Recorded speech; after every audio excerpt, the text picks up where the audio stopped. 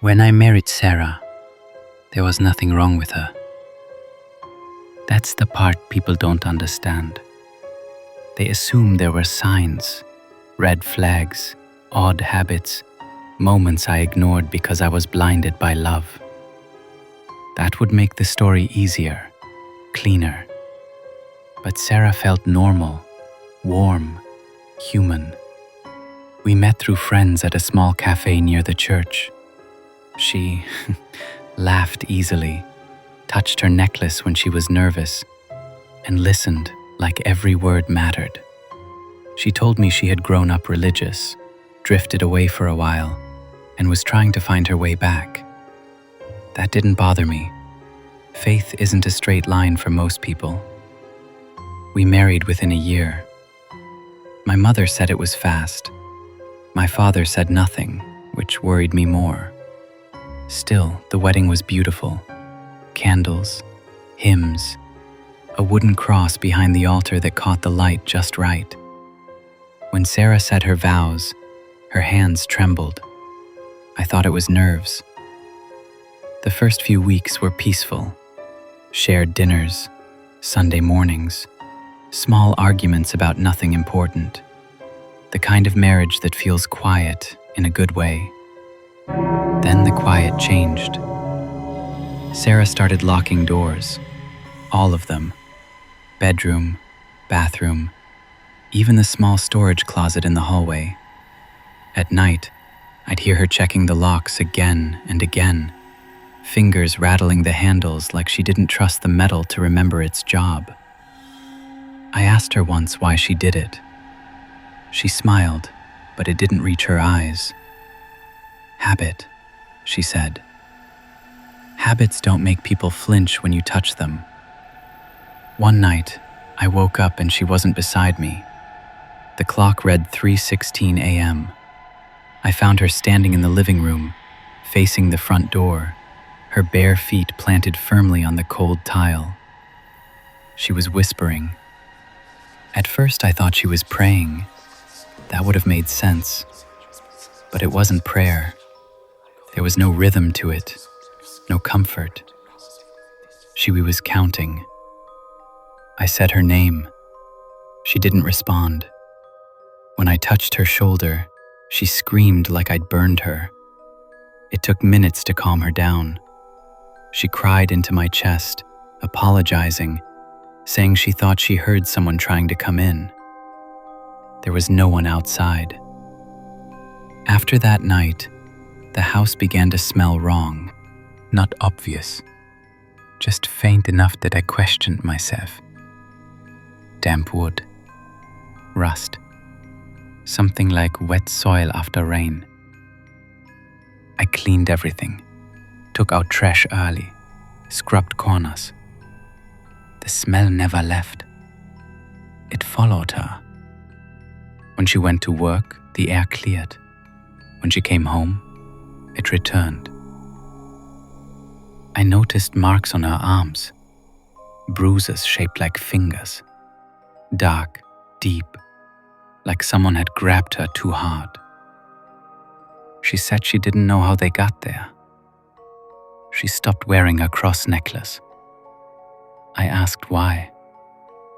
It burns sometimes, she said quietly. At night she spoke in her sleep. Not words I recognized, not Latin, not English. Her voice sounded layered, like more than one mouth was using it. Once I recorded it on my phone. The sound made my skin crawl. When I played it for her the next morning, she listened without expression, then deleted the recording. It shouldn't hear itself, she said. I laughed, because that's what you do when fear hasn't fully set in yet. I stopped laughing when Mira stopped behaving. I saw it first in the bathroom. Sarah brushed her hair, but her reflection lagged behind, like it was tired. When she turned suddenly, the reflection smiled a fraction of a second too late. I didn't tell her. She told me the truth on a quiet afternoon, sunlight cutting through the curtains like thin blades. "I need you to listen," she said, "and I need you not to interrupt." She told me about a church she visited as a teenager. Old, abandoned.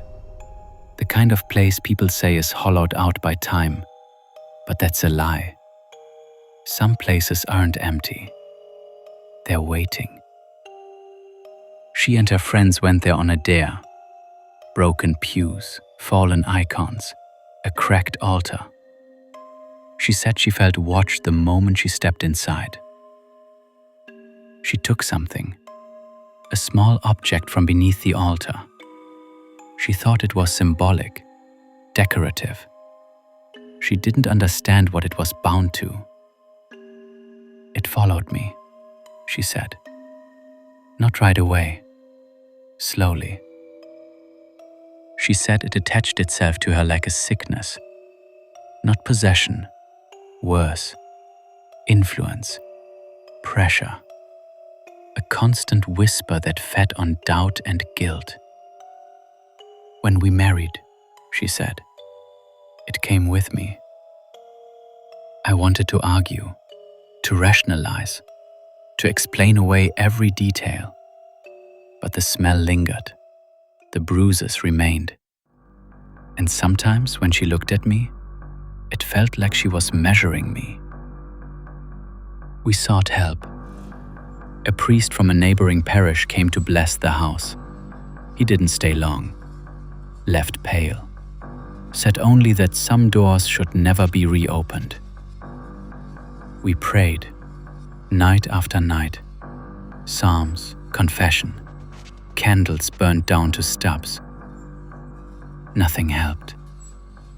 It grew stronger. Sarah grew thinner, quieter. The reflection in the mirror sometimes didn't blink when she did. One night, I saw her standing in the hallway, and behind her, pressed close, was something shaped like her but wrong in every proportion. Its smile was too wide, its eyes too patient. I blinked and it vanished. Sarah told me how to end it. "It needs fear," she said. "That's how it stays." "So we stop being afraid," I said. She shook her head. "No, we force it out." She handed me a knife she'd hidden beneath the mattress. "When it shows itself," she said, "you don't hesitate." "What about you?" I asked. "If it works," she said, "I'll still be me." The house felt crowded that night, like every shadow was occupied. The walls creaked with pressure. Sarah screamed, and something tore free from her like skin being pulled inside out. It stood between us, tall, bent, wearing her face like a memory. I stabbed it. The scream that followed wasn't pain. It was anger, shock. It unraveled into smoke and ash and silence. Sarah collapsed into my arms. We cried. We laughed. We believed. She survived. That's what I tell people. She walks. She speaks.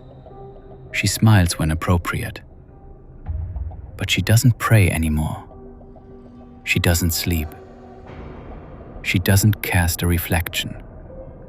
Sometimes she stands by the door at night, counting softly.